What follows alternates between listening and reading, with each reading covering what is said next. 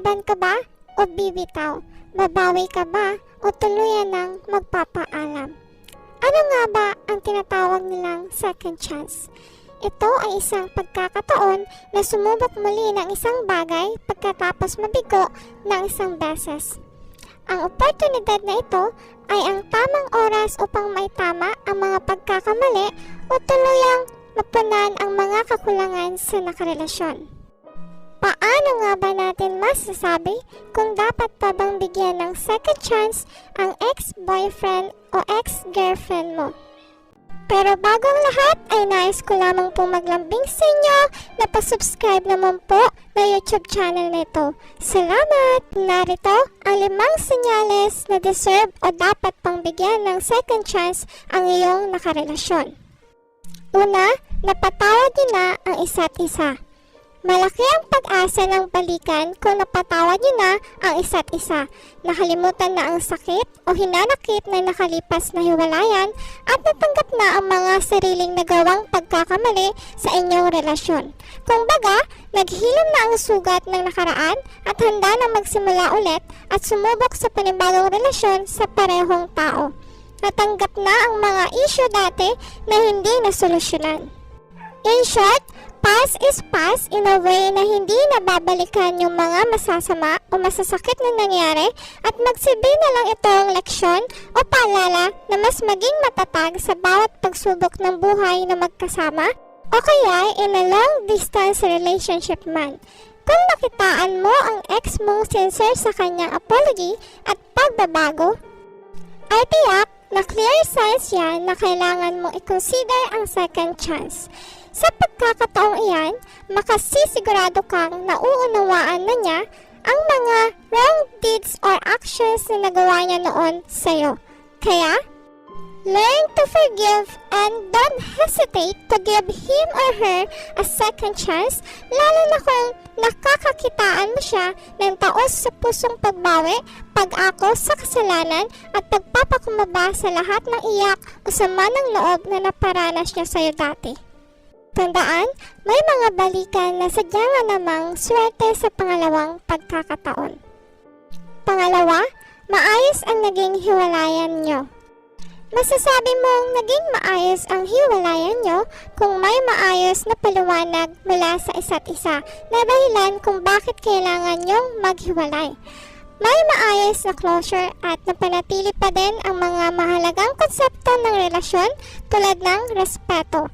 Tandaan, okay lang ang magkamali sa una, lalo na kung great love mo siya at hindi din masamang sumubok muli dahil hindi ibig sabihin na sa pangalawang pagkakataon ay may parehong wakas o daloy ang inyong magiging relasyon. Maaring sa second chance na yan ay mas magiging mapayapa ang inyong pagsasama dahil sa natuto na kayo sa nakaraan at hindi na basta-basta matitibag sa kasulukuyan. Sa second chance, siguradong mas better o matured na kayong maintindihan na dapat balanse lang sa pag-ibig upang magtagal ito at mas pagtuon ng pansin ang kinabukasan ng bawat isa na walang matatapakang ibang tao o walang kailangang isuko kung may mas malawak na pag-unawa sa pangarap at kagustuhan ng bawat isa. Tandaan, lahat ng kulang at sobra ay lubos na nakakasama sa isang relasyon. In short, kung willing kayong mag-adjust para sa isa't isa, ay mababalansin nyo ang mga katagang kulang siya at sobra ka para sa kanya. Pangatlo, nagiging mabuting tao ka sa piling niya. Kung dati ay barumbado ka, mabisyo, mababaw ang pananampalataya at higit sa lahat, may pakiramdam ng walang halaga sa mundo, ngayon ay naging matuwid o mayroon ka ng matino, mabuti at positibong pananaw sa buhay. Kung baga, you're better when you're together. Masaya kayong magkasama, dati sa kahit kaunting meron kayo, nandun yung contentment sa mga bagay na pinagsasaluhan nyo, same vibes, and you bring out the best in him or her. Tandaan, ang realidad ng relasyon ay kaiba sa imahinasyon kung saan ang compatible couple ay hindi magkaparehas at magkaiba dahil ito din ang isa sa mabisang sangkap upang tumagal ang isang relasyon. Halimbawa, kung ang isa ay seryoso o tahimik, Kadalasan ang may masayahin o kalmadong tao ang nakakatuluyan nito. Pinapakita lamang dito na ang relasyon ay hindi perpekto. Kumbaga, sa battery, may negative at positive attachment para magkaroon ng same energy. Tulad ng relasyon, nangyayari din ito in a way na hindi lang dapat puro saya o hindi puro lungkot ang energy para magkaroon ng good compatibility. Kung dati, hindi kayo nagkakasundo sa isang bagay, pero ngayon mapapansin mo na parehas na kayo ng gusto, plano o pananaw at nagkakaroon na ng pagkakaunawaan sa mga bagay-bagay. Ay tiyak na magkakaroon kayo ng mas magandang simulain sa pangalawang pagkakataon. Pang-apat, parehong committed na magkaroon ng chance. Yung nagbago na ang mindset sa takbo ng relasyon na hindi lang puro pa-sweet, pa-cute, harutan o sa hilig nakabatay ang inyong pag-iibigan. Pwede pang magkaroon o bigyan ng second chance kung ang bawat isa ay gusto o handang ayusin at pag-usapan ang nangyaring problema, handang magbago o ayusin ang sanhi ng hindi pagkakaunawaan at willing na parehong i-work out ito at pagtulungang hindi na maulit muli ang pangyayari. Tandaan, yung nagbigay at binigyan ng chance ay dapat parehong persigido sa pangalawang pagkakataon ng relasyon. Dapat may mutual decision na magkaroon ng good communication dahil ito ang susi sa lahat ng pangmatagalang relasyon. Dapat willing maging good listener para sa isa't isa o i-confess ang nilalaman ng iyong puso upang magkaintindihan. Pwede pang bigyan ng second chance kung ang naging dahilan lamang ng hiwalayan ay dahil sa distance, nawalan ng atraksyon, career o family problem at walang bahid ng seryosong cheating. Kung naging loyal naman siya simula pa nung una, hindi ba deserve niyang i-considerate na bigyan siya ng second chance? Both are committed for a second chance kung may realization sa bawat pagkakamaling nangyari noon nang magkasama at willing mag-grow together to be the best version of himself or herself, willing mag-adjust at may positibong pananaw sa inyong panibagong simula. Panglima, single pa din siya. Ito ay isang matinding pruweba ng malalim na pagmamahal ng isang tao.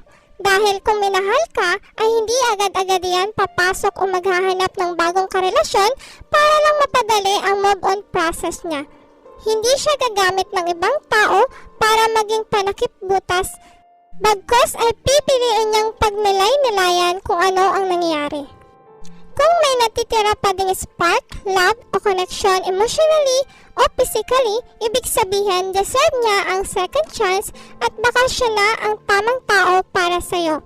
Paano malalaman kung hindi mo susubukan? Tulad ng pag-ibig ng Diyos, binigyan tayo ng second chance pagkatapos ng pagsubok, doon natin siya nakikilala o na-appreciate at mas tumibay pa at umusbong ang ating pananampalataya. Huwag mong balawalain o tiisin ang taong mahal lahat sa'yo sa kabila ng kakulangan mo. In short, bakit lalayuan ang isa't isa kung alam niyong worthy pang ipaglaban o panindigan? Huwag spark o kilig ang gawing pundasyon o batayan ng inyong relasyon, kundi ang emotional attachment, trust at respeto para sa isa't isa. Isa ding factor sa second chance kung gusto siya ng mahalagang tao sa paligid mo dahil minsan hindi natin nakikita ang maling intensyon ng karelasyon dahil sa nagbubulag-bulagan na sa pag-ibig. Ang sarap sa pakiramdam kung pinapalibutan kayo ng suporta at basbas ng pamilya ninyo. Yung legal o aprobado na ang relasyon nyo, may namuong chemistry na dati sa pagitan yung dalawa at nakita mo na siya bilang iyong taong magiging kapareha sa hinaharap. Yung tipong sinusubukan mo namang kalimutan pero hindi talaga kaya o hindi mo naman talaga dapat kalimutan kasi sa kanya ka lang nagiging masaya kasi nga mahal mo pa. Tandaan, ang magandang match ay hindi nakasalalay sa inyong pagkakapareha, kundi sa kabila ng inyong pagkakaiba ay nakita ninyo pa din ang pagmamahal sa bawat isa. Mas nangingibabaw ang magagandang katangian niya para sa'yo at hindi ang kapintasan na nakikita ng iba. na ang tamang tao ay hindi mo makakalimutan sa buong buhay mo, hadlangan ka man ng mundo.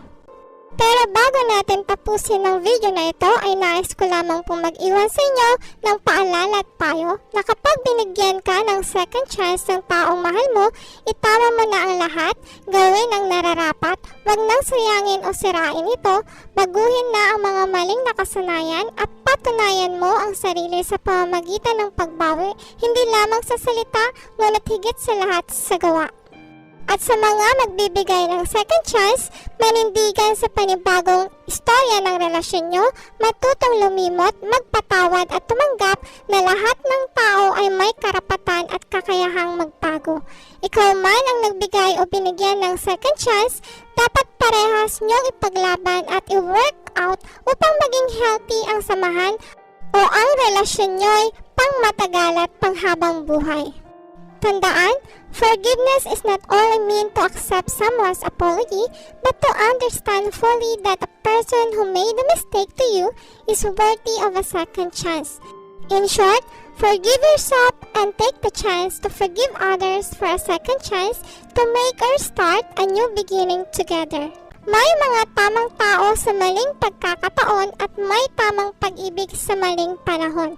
Kaya, habang pwede pa o kaya pa, huwag matakot subukang muli para malaman kung kayo ang tinadhana. Huwag maging padalos-dalos na tapusin ang inyong istorya at pahina, bagkus bumalik at basahin muli ito sa simula para mas lubos na maunawaan o maintindihan ninyo na sa bawat pagkakamali ay may nararapat na solusyon. Nararapat lamang na magpatuloy sa nasimulan, sa daloy o agos ng panahon, hindi upang takasan o kalimutan na ang taong nagbigay sa iyo ng ngiti at layunin sa mundong dati ay hindi na masilayan ng liwanag. Taong bumuo sa iyong pagkatao at minsan nang naging dahilan ng iyong mga pangarap. Halina't sabay-sabay nating sambitin, isa isip, isa puso at isa buhay ang isang napakagandang bersikulong nakahanay sa bidyong ito. Colossians 3 verse 13. Bear with each other and forgive one another if any of you has a grievance against someone. Forgive as the Lord forgave you.